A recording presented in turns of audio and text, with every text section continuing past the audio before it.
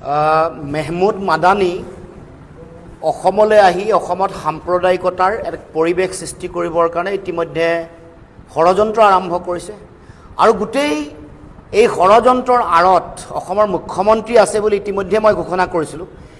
মেহমুদ মাদানীৰ লগত কি সম্পৰ্ক আছে হিমন্ত বিশ্ব শৰ্মাৰ, মেহমুদ মাদানীৰ লগত আজমল চাহাবৰ কি সম্পৰ্ক আছে, এই সকলো কথা সবিস্তাৰে মই সংবাদ মাধ্যমৰ আগত প্ৰকাশ কৰিছিলোঁ। আজি মেহমুদ মাদানী আহি ক'ত আছে? আল সালাম বুলি যিখন হস্পিটেল আছে গোৱালপাৰাৰ, এখন বদৰুদ্দিন আজমলৰ তাৰ পিছফালে য'ত বদৰুদ্দিন আজমল থাকে গ'লে গোৱালপাৰালৈ, তাত 7 গৰাকী যি আছে প্ৰতিনিধি তেওঁলোকে তাত আশ্ৰয় লৈছে আৰু ইতিমধ্যে অহা খবৰ মতে তাত AIDFৰ যিসকল বিধায়ক আছে তেওঁলোকো উপস্থিত আছে। গতিকে আমি এই কথাই প্ৰমাণ কৰিলে যে বদৰুদ্দিন আজমল যিহেতু যোৱা নিৰ্বাচনৰ পাছত অসমত নচলা হ'ল, ৰাইজে বুজি পালে যে তেওঁ বিজেপিৰ বি টিম বা বিজেপিৰ এজেণ্ট হৈ কাম কৰি আছে। এতিয়া বদৰুদ্দিন আজমলৰ যোগেদি হিমন্ত বিশ্ব শৰ্মাই মেহমুদ মাদানীক আমদানি কৰি, অৰ্থাৎ এগৰাকী সাম্প্ৰদায়িকতাৰ এজেণ্টক বাহিৰৰ পৰা আউটচোৰ্চিং কৰি অসমৰ মাজত সাম্প্ৰদায়িকতাৰ পৰিৱেশ সৃষ্টি কৰিবলৈ চিন্তা চৰ্চা কৰিছে। সেইকাৰণে সাধাৰণতে এনেকুৱা ধৰণৰ ভিজিট হ'লে জামিয়াত উলেমাই হিন্দৰ যেতিয়া অসমত তেওঁলোকৰ কিবা ধৰণৰ কাৰ্যসূচীত আহে, তেওঁলোকৰ অফিচিয়েল টুইটাৰ হেণ্ডেলত আগতে দিয়ে, তেওঁলোকৰ ফেচবুক পেজত আগতে দিয়ে বা বিভিন্ন ধৰণৰ সংবাদ মাধ্যমত তেওঁলোকৰ নিউজটো আগতীয়াকৈ আহি যায়।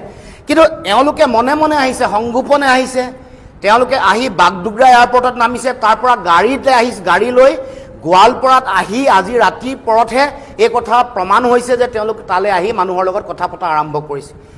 আৰু এই কথাটো গম পোৱাৰ লগে লগে এতিয়া 8:15 সন্ধিয়া তেওঁলোকৰ যিটো টুইটাৰ হেণ্ডেল তাত তেওঁলোকে এটা টুইট কৰিছে।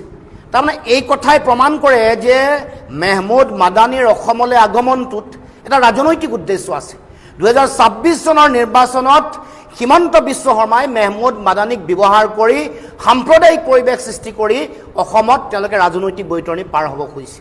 গতিকে তাৎক্ষণিকভাৱে অসমৰ মুখ্যমন্ত্ৰীক আহ্বান জনাইছোঁ, মেহমুদ মাদানীক যাতে কৰায়ত্ব কৰে, 7জনীয়া দলটোক যাতে কৰায়ত্ব কৰে, কোনো ধৰণৰ বক্তব্য যাতে সাম্প্ৰদায়িকতাৰ বিষবাষ্প বিয়পোৱা, মানুহৰ মাজত ভাতৃঘাতী সংঘৰ্ষৰ উপক্ৰম হ'ব পৰা কোনো ধৰণৰ পৰিৱেশ যাতে গঢ়িব নোৱাৰে, তাৰ কাৰণে তাৎক্ষণিকভাৱে মেহমুদ মাদানী আৰু গোটেই দলটোক কৰায়ত্ব কৰিব লাগে।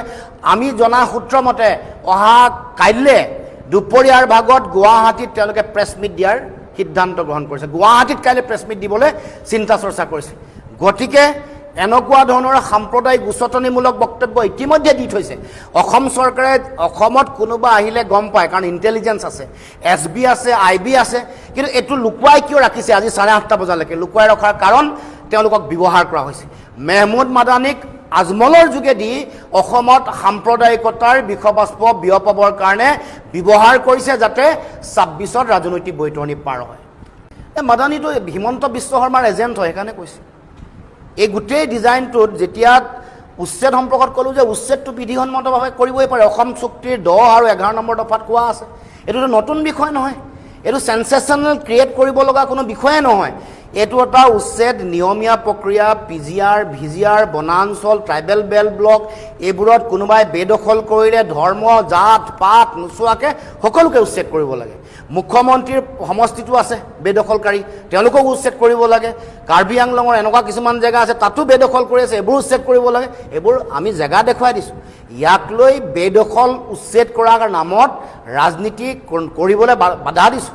আৰু বিদেশীক যদি উচ্ছেদ কৰিছে তেওঁলোকক মাটি আৰু ক্ষতিপূৰণ কিয় দিছে? এইটো আমাৰ প্ৰশ্ন। তেওঁলোক যদি বিদেশী, তেওঁলোকক ধৰিব লাগে, ডিটেইন কৰিব লাগে, কেছ ৰুজু কৰিব লাগে, তেওঁলোকক ডিপৰ্ট কৰিব লাগে, NRCত যদি নাম নাই তেওঁলোকৰ বিৰুদ্ধে কেছ ৰুজু কৰিব লাগে। এইটো কাম নকৰি উচ্ছেদ এটা সাম্প্ৰদায়িক অস্ত্ৰ হিচাপে ব্যৱহাৰ কৰাৰ যিটো ষড়যন্ত্ৰ, কুটিল ষড়যন্ত্ৰ, সেই কথাটোকহে আমি মুখ্যমন্ত্ৰীক সকীয়াই দিব কৈছোঁ যে আপুনি মাদানীক ব্যৱহাৰ কৰি শেষত যিহেতু আপুনি নোৱাৰিলে, সাম্প্ৰদায়িকতা সদায় এটা অস্ত্ৰ ব্যৱহাৰ কৰিছে, এইবাৰ মাদানীক মাতি ইয়াতে সাম্প্ৰদায়িকতা সৃষ্টি কৰিব খোজা যিটো কথা, সেইটোক যাতে অসমৰ ৰাইজে কোনো কাৰণতে গ্ৰহণ নকৰে আৰু তাৎক্ষণিকভাৱে মেহমুদ মাদানীক কৰায়ত্ব কৰিবৰ কাৰণে দাবী উত্থাপন কৰিছোঁ। মাদানী কোন হয় মই তথ্য সহকাৰে কোৱা নাই জানো? তেওঁ ক'ৰ পৰা MP হৈছে, তেওঁ কাৰ মানে NDA যিটো এলায়েন্স পাৰ্টনাৰ, তেওঁলোকৰ দলৰ পৰাই MP হৈছে।